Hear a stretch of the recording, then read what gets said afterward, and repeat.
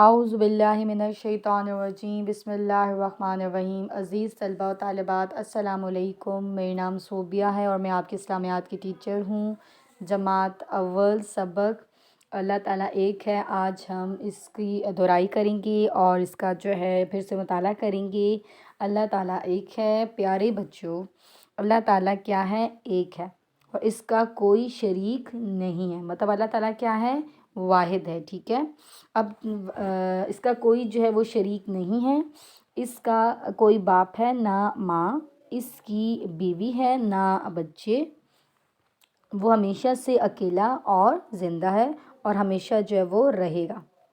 اب یہاں پر جو ہے نا اللہ تعالیٰ ایک، مطلب اللہ تعالیٰ کے ایک ہونے کا ذکر کیا جا رہا ہے، تعالیٰ کی وحدانیت کا ذکر کیا جا رہا ہے کہ توحید کے معنی یہ ہے کہ اللہ تعالیٰ کے ایک ہونے پر یقین کرنا ہے، یعنی اللہ تعالیٰ کو واحد، ایک، یکتا اور ایک ماننا اور ایک جاننا ہے۔ اور ٹھیک ہے کہ کیا اللہ تعالیٰ کو کیا ماننا ہے؟ ایک ماننا اور ایک جاننا ہے۔ اور اللہ تعالیٰ کی ذات و صفات میں جو ہے نا ہم نے کسی غیر کو شریک نہ کرنا جو ہے وہ توحید کہلاتا ہے۔ اور جو عقیدہ توحید ہے، نہیں جو ہر مسلمان کا جو عقیدہ ہے، یہ عقیدہ توحید یہ ایمان کی بنیاد ہے اور اسلام میں جو ہے نا اس کی سب سے زیادہ اہمیت ہے۔ اور جتنے بھی انبیاء کرام علیہ السلام جو ہے اس دنیا میں آئے، اللہ تعالیٰ نے اپنا پیغام جو ہے وہ لوگوں تک پہنچانے کے لیے مختلف انبیاء کرام علیہ السلام کو جو ہے وہ اس دنیا میں بھیجا، اور 1,24,000 پیغمبر جو اللہ تعالیٰ نے اس دنیا میں بھیجے۔ پیغمبر کا مطلب ہے کہ پیغام پہنچانے والا، مطلب کس کا پیغام؟ وہ اللہ تعالیٰ کا پیغام جو ہے وہ لوگوں تک پہنچاتے تھے۔ تو جتنے بھی نبی جو ہیں وہ اس دنیا میں آئے تو وہ یہی تعلیم لے کر دنیا میں، مطلب اللہ تعالیٰ کی وحدانیت کا، اللہ تعالیٰ کے ایک ہونے کا پیغام جو وہ دنیا میں لے کر آئیں کہ اللہ تعالیٰ کیا ہے؟ ایک ہے، اس کا کوئی شریک نہیں ہے، اس کا کوئی باپ ہے نہ ماں ہے، اس کی نہ بیوی ہے نہ بچے ہیں، وہ ہمیشہ سے اکیلا ہے، وہ ہمیشہ ہے اور ہمیشہ کیا وہ رہے گا۔ ابھی جو سورہ اخلاص قرآن مجید کی جو صورت ہے، اس میں بھی جو سورہ اخلاص ہے اس میں بھی جو ہے نا اللہ تعالیٰ کی وحدانیت کا جو ہے وہ ذکر کیا گیا، اللہ تعالیٰ کے ایک ہونے کے بارے میں بتایا گیا ہے، اور اس صورت کو نا سورۃ توحید بھی کہتے ہیں، ٹھیک ہے۔ اور سورت مطلب کل ہم پڑھتے ہیں، ٹھیک ہے، اعوذ باللہ من الشیطان الرجیم، بسم اللہ الرحمن الرحیم، کہ کل هو اللہ احد، کہ کہہ دیجئے کہ اللہ کیا ہے؟ ایک ہے۔ اللہ الصمد، کہ اللہ کیا ہے؟ بے نیاز ہے۔ لم یلد ولم یولد، کہ نہ وہ کسی کا باپ ہے اور نہ کسی کا بیٹا۔ ولم یکن لہ کفوا احد، اور کوئی اس کے برابر کا نہیں۔ مطلب اس صورت میں کہا جا رہا ہے کہ اللہ تعالیٰ کیا ہے؟ ایک ہے، ٹھیک ہے۔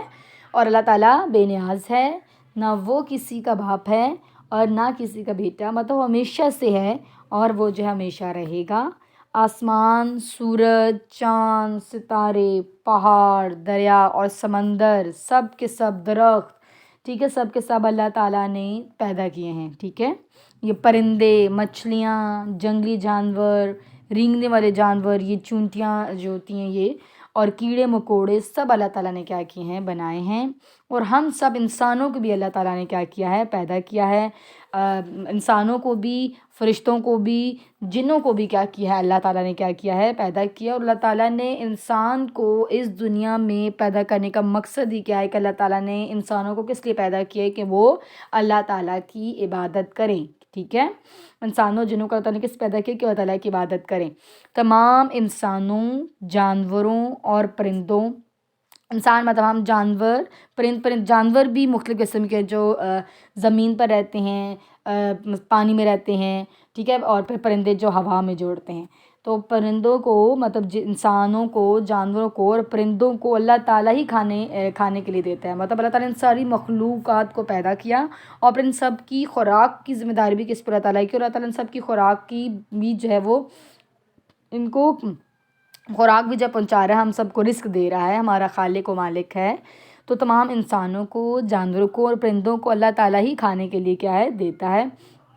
کائنات کی تمام چیزیں جو ہیں نا وہ اللہ تعالیٰ کی کیا ہیں؟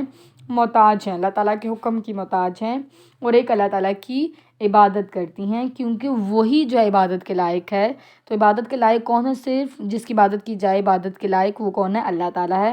اور سارے کے سارے کام جو ہے نا وہ اللہ تعالیٰ کے حکم سے ہوتے ہیں۔ اب آپ دیکھیں کہ اگر ہم کائنات کے نظام پر غور کریں نا، مطلب ہم سورج کو دیکھیں، مطلب کیا ہے، سورج جو ہے وہ ہر روز مقررہ وقت پر طلوع اور غروب ہوتا ہے، ستارے جو ہیں وہ اپنے اپنے راستوں پر ایک دوسرے سے ٹکرائے بغیر چلتے رہتے ہیں، چاند کی منزلیں جو ہیں مقرر ہیں، موسم بدلتے اور لوٹ کر آتے رہتے ہیں، اور یہ جو سارا نظام ہے نا، یہ خود بخود نہیں چل رہا، یقیناً کوئی ایسی ہستی ہے جو اس نظام کو کیا کر رہی ہے، چلا رہی ہے۔ اور اگر اس کی خدائی میں کوئی اور شریک ہوتا تو کبھی نہ کبھی اختلافات تو لازمی ہوتا ہے، ٹھیک ہے۔ اس کا کیا مطلب ہے کہ اللہ تعالیٰ ایک ہے۔ مختصر یہ ہے کہ اللہ تعالیٰ کی ذات کیا ہے، یکتا ہے، اس کا کوئی جو ہے وہ شریک نہیں ہے، وہی جو ہے وہ خالق اور مالک ہے، وہی جو ہے ہماری زندگی اور موت جو ہے وہ اسی کے ہاتھ میں ہے، اور ہماری تمام ضرورتیں جو ہے وہ وہی پوری کرتا ہے، اور اس لیے ہمیں صرف کس کی عبادت کرنی چاہیے، اللہ تعالیٰ کی۔ وہی کائنات میں موجود جو ہر شے کا مالک ہے، وہی سب کو رزق دینے والا، سب کو پالنے والا ہے، جیسے کہ ہم نے پڑھا کہ انسان ہیں، جانور ہیں، پرندے ہیں، ان سب کو پالنے والا ہے۔ کائنات کی کوئی شے جو کوئی بھی چیز جو وہ اللہ تعالیٰ سے چھپی ہوئی نہیں ہے، اور اسی کے پاس زندگی اور موت کا اختیار ہے، مطلب ہمیں زندگی اور موت دینے والا بھی کون ہے، اللہ تعالیٰ، اور وہ ہر عیب سے پاک ہے، مطلب ہر برائی سے پاک ہے، اور ہر چیز پر پوری قدرت رکھتا ہے، اور کوئی اس کی برابری کرنے والا نہیں ہے، اور کائنات کی ہر شے جو ہے وہ اس کے حکم کی کیا ہے، پابند ہے۔ تو اس جیسا کوئی کہیں کوئی اور نہیں ہے، اور اللہ تعالیٰ ایک ہے اور ہمیشہ ایک ہی رہے گا، مطلب یہ دنیا ختم ہو جائے گی لیکن شروع سے ازل سے مطلب تو یہ اللہ تعالیٰ ایک ہے، اور اللہ تعالیٰ ایک ہی ہوگا اور ایک ہی رہے گا، اور مطلب ہمیشہ سے ہے اور ہمیشہ رہے گا، ٹھیک ہے۔ اور اس کا کوئی شریک نہیں ہے، اور مطلب یہ جو کائنات ہے، مطلب اس میں زمین ہے، آسمان ہے، چاند ہے، سورج اور ستارے سیارے وغیرہ، ان سب کو پیدا کرنے والا کون ہے، اللہ تعالیٰ ہے، ٹھیک ہے۔ اور ہمارا ایمان، سب مسلمانوں کا ایمان کیا ہے، ایمان میں کہ ہم نے اللہ پر ایمان لانا ہے، کہ اللہ تعالیٰ پر ایمان، مطلب اللہ تعالیٰ ایک ہے، ٹھیک ہے۔